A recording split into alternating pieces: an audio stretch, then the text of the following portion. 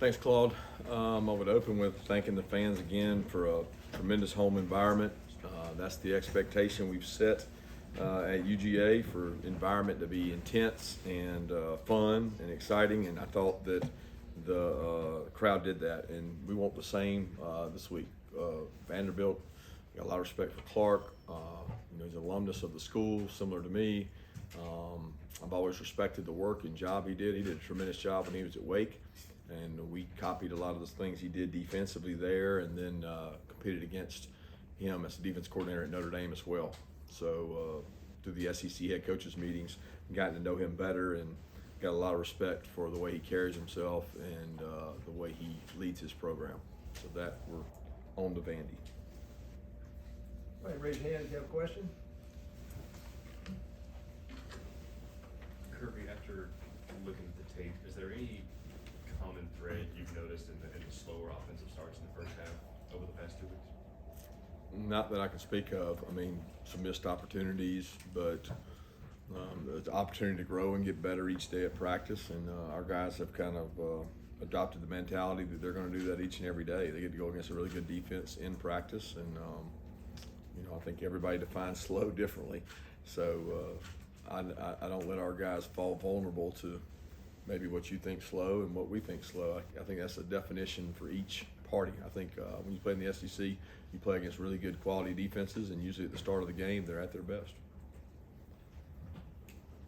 Yeah, Coach, you kind of did sneaky, almost 100 yards from Branson Robinson. Obviously, he's a guy that creates a lot of buzz, and Nick Chubb 2.0 and Baby Chubb and that kind of stuff. Can you talk a little bit about how he's developing and why he was able to do what he was able to do this past Saturday? He was able to do it because of opportunity, and he was able to do it because of a really good game plan in the run game and our offensive line moving their defensive line. But he was given the opportunity to do it, and he seized that opportunity. He created that opportunity for himself through his work habits, how hard he's worked since arriving. But it's not like he hadn't been talented the whole time he's here. He's earned the opportunity through the work he's done, and you gain confidence through what you do in practice. And I think he continues to grow, have attention to detail in terms of pickups on checks and protection and protecting the ball and making good run reads. And he's done a lot of those things, and we certainly felt strongly enough about him and the job he's done in practice to get him some in-game carries. As a follow-up on Branson, I know you don't really do comparisons, but going back to when you were running backs coach here in 2005, it seems more if he's more of a Thomas Brown type back than Chubb. Can you kind of give me any indication on that? No, not really, because I don't think it's fair. Like, I'll let you guys do all the comparing. I'm happy with who Branson is. Like, Branson's his own person. I think everybody tries to give somebody a style of running back, but I don't know that you've got a body of work large enough to know. We probably do because we get to see him each and every day, but I don't think giving him comparisons is fair to him or the others. And I think he's going to be a really good football player. He has great burst and acceleration. He has great toughness. Kirby, I know you guys meet with the broadcast crew before the game. I noticed when getting to watch the game again that they mentioned something about Stetson and a shoulder issue. I wanted to see if what he's dealing with there, how limiting that is for him, for you guys, week of practice, game plan. Is there anything going on there? No, Stetson's been good. He was dinged up after the Missouri game in terms of he took some shots in that game. I think he got knocked down a couple times. His shoulder was bothering him, but it hadn't been a large limitation. I mean, he hadn't missed practice time and things. So he's been good in regards to that.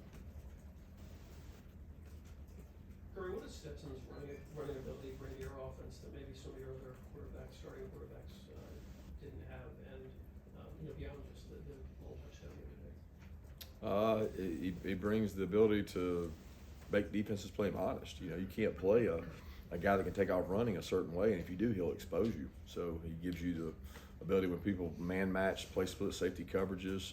He can do things with his feet. Third down, he becomes a weapon. Boot and nakeds, read plays where you can read the backer and read the flow, and you're actually defending one extra person, and we know that defensively from some of the quarterbacks we've had to face, the nightmare that can create.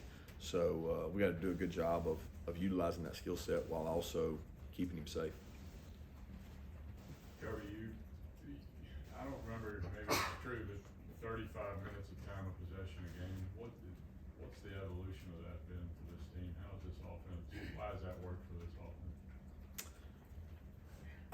I think every year is different. Some of your time of possession is how many 3 and outs you have on defense. So, you got to look at it both ways. There's been years here where we've been really good defensively and we got the ball back fast for the offense. There's been years that we ran the ball more successfully, and that eats more clock. Time of possession is a very misleading stat if you look at it long and hard. But it's something we pride ourselves on, and finishing the first half, starting the second half fast, trying to be elite at doing those things. But it's not a stat that we overanalyze. We don't sit and talk about did we hold the ball long enough. We talk a lot more about plays. Did we get enough, the number of plays we got offensively, and then defensively, how many snaps have we played? I would much rather have disparity there than in time of possession. Just injury updates on Jalen Carter, Kendall Milton, and Shmuel London after, obviously Kendall leaves the game with a groin injury, and then Shmuel and Jalen don't play on Saturday. Yeah, don't know. I'll have to wait and see. I hadn't seen him yet, So Jalen, obviously, we won't find out. He's every day he's getting better. He's rehabbing. He's doing more. I'll see more today. Smile was close to being able to go in the game. Didn't practice a lot last week. Hopeful to get him back this week, and the same with Kendall. Coach, as far as their play as far as the point of attack play goes, as far as your defensive line is concerned, how do you think those guys did this past week, especially some of the younger players? Some good, some bad. And guess what? It's the exact same as every game. So you want to go measure everything by stats, but there's times we got cut out of our gap. There's times we got knocked off the ball. There's times we got bumped. Times we got beat, in the secondary, and times we did it right.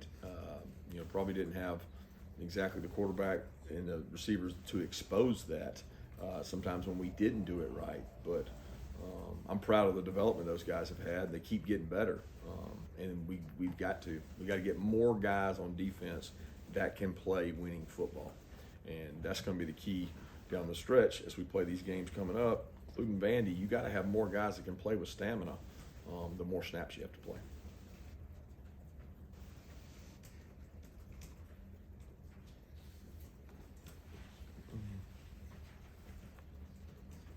Coach, last week one of the Auburn players was talking about keeping Georgia out of his third down packages on defense, but I noticed when you're in your third down package a lot, we see Xavier Story, Michael Williams, and Bear out there.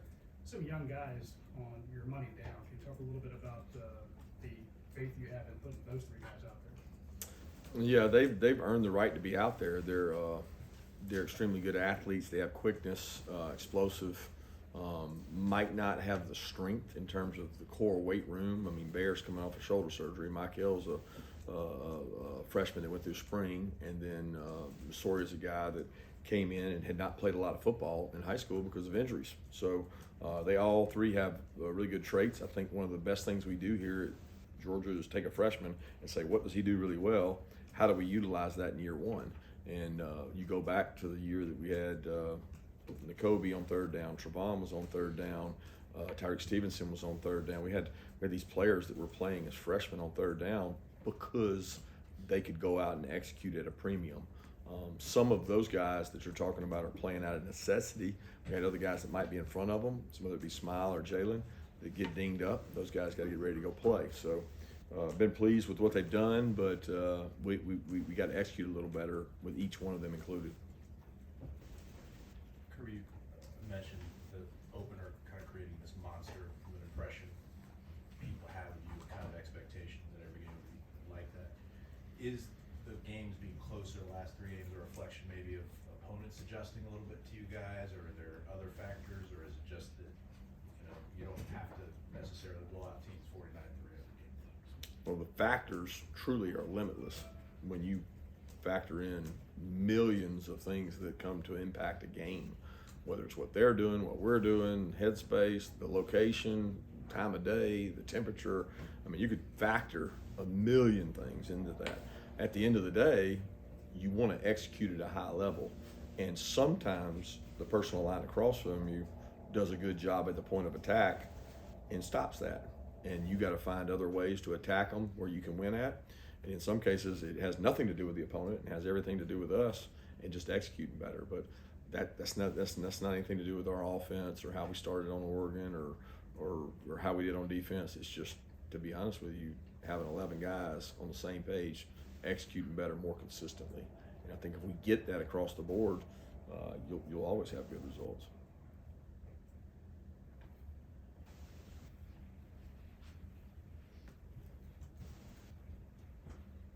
Coach already talked about Xavier's story, but Ryan Davis was another guy that had to step up with Smell London being out.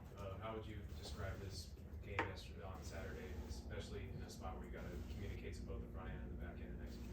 It's twice as hard because we're at home, so we knew we pumped crowd noise in Tuesday, Wednesday, Thursday, even Friday walk, Saturday before the game. We're still doing crowd noise to try to get the simulation of those backers having to communicate because there's such a integral role to what we do defensively. And I thought Ryan stepped up. I mean, his maturity showed in terms of being able to have composure and play. We had to play Sorey more than maybe he's played in the past in first and second downs. And we have to continue to work on that position because it's not a position that we have tremendous depth at. And we've got to look and always find ways to get our best guys on the field. I was proud of Ryan, though, because he's not a guy who's played a lot of snaps. He's had a lot of injuries. He's been dinged up even in recent weeks, but he went out and pushed through and played well for his team. Kirby, a coaching philosophy question for you. When you have a guy that's struggling, a couple weeks ago, had Lad McConkey with drop passes and a muff punt, when do you hold a guy? Is it based on the position? Is it based on your faith in him? Or when, not so much pulling, how do you stick with him? Do you change it by position? Do you have different criteria from position to position, or is it player to player? Just watch practice. Millions of reps of practice, and I put a lot of value on that.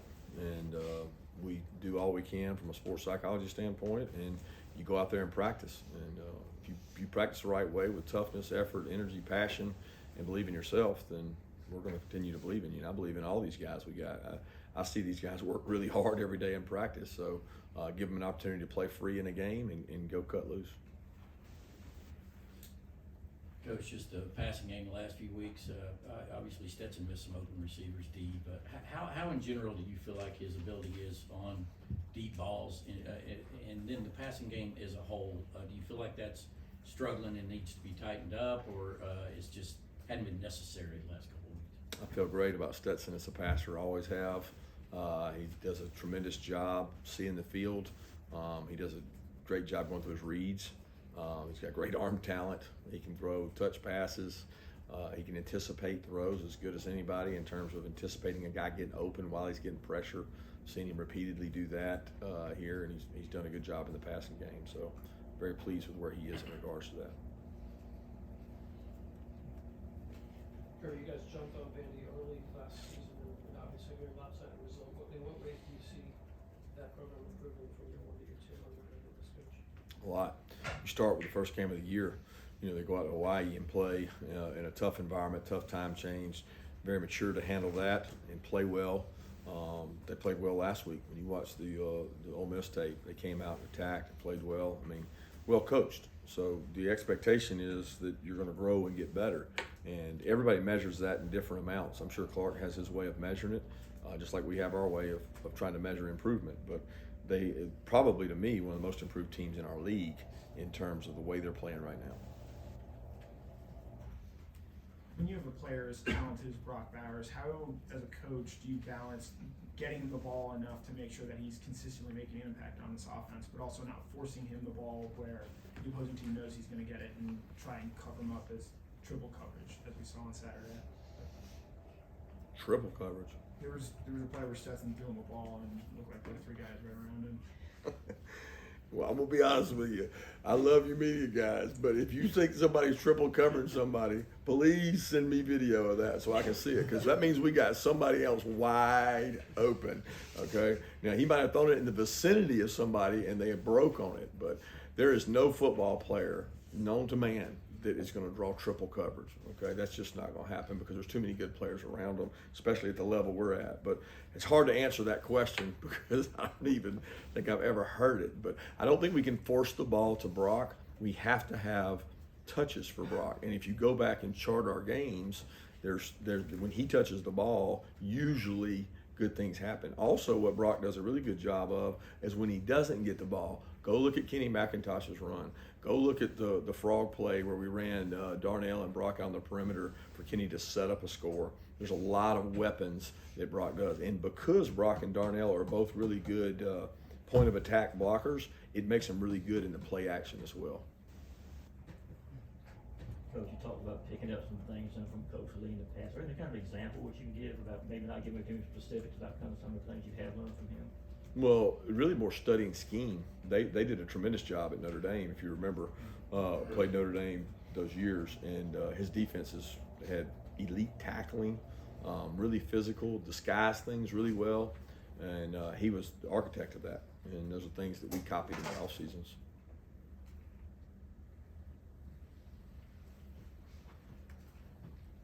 We won't get to ask you next week because you got a bye week. What is your priority for the bye week coming up after Vandy?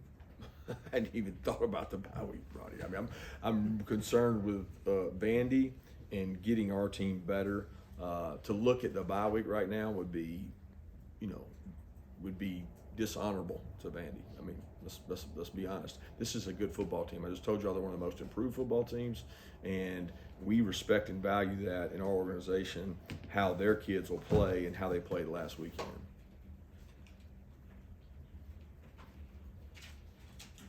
Kirby, what do you think the difference was in the fourth quarter in your passing success versus, I guess, first half you had 25 yards, maybe that was the slow start people were talking about throwing it, but in the fourth quarter, you guys really lit it up. What did you think the difference was? Did Monken change some things? Maybe they were tired from the strike and attack of the 290 yards that had been gained, and they weren't quite rushing as fast, and they weren't getting back there as fast. We were a little more accurate in terms of it. Threw the ball a little better. I mean, we had a couple passes in the first quarter that we either threw high or we dropped, and then we overthrew a guy on third down. I mean, to be honest with you, when you run the ball better, guess what you also normally do? Throw the ball better. So on the drives that we ran the ball well, we threw the ball well. On the drives that we didn't run it well, we usually didn't throw it well because it brought up third and long. Coach, I wanted to ask you about the star position. First, Javon Hollar, his first game back. How pleased were you with his approach and his attitude before the game? And then Tyke Smith, the thing that you mentioned before is mainly his health and his confidence. Where do you think he is in terms of that? Both those guys continue to get better. We're going to need both of them throughout the year. We had a role for both of them in the last game. I thought they both accepted that role well, played really hard. Both had a couple, mental mistakes that you can't afford to make at that position that we didn't get exposed on. But I like the way both those guys practice, and I love the energy they kind of bring, and they kind of feed off each other. And proud of those guys. Coach, you want to get to talk to Jackson Beatson just a little bit. Kind of what has he done earlier this season to kind of open your eyes? Well, the number one thing he's done, he's been a special teams demon. You guys don't get to see it enough, but he's taken over a role on special teams in terms of kickoff coverage, punt return. He's really been really good at what he does. He executes his assignment. He plays with great toughness. He's gotten some opportunities at wideout, but he's really physical. And that the whole culture and team building and special teams being first, he's really bought into that and brought kind of an air of toughness to that room that we haven't had in a while. Let's take two more questions.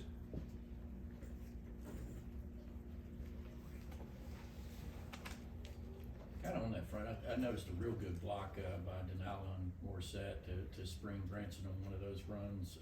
And how's him and the other young wideouts coming? Doing well. Denali has gotten better with each week. He was thrown into a little more action a couple weeks ago. He went a long time in camp without practicing, so he's still maybe 15, 20 practices behind the other guys. But tell you what, when we've asked him to show toughness and make some plays, he's done it. Dylan Bell continues to do that. C.J. Smith has gotten better with every practice. I hope I'm not leaving anybody out, but I feel like those guys are getting better. Last question, anyone? far side.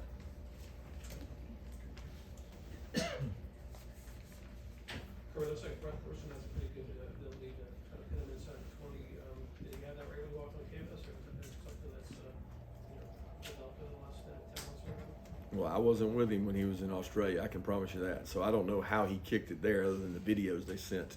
But they do a incredible job of preparing those guys for coming to the States, being part of a college atmosphere, being part of a team.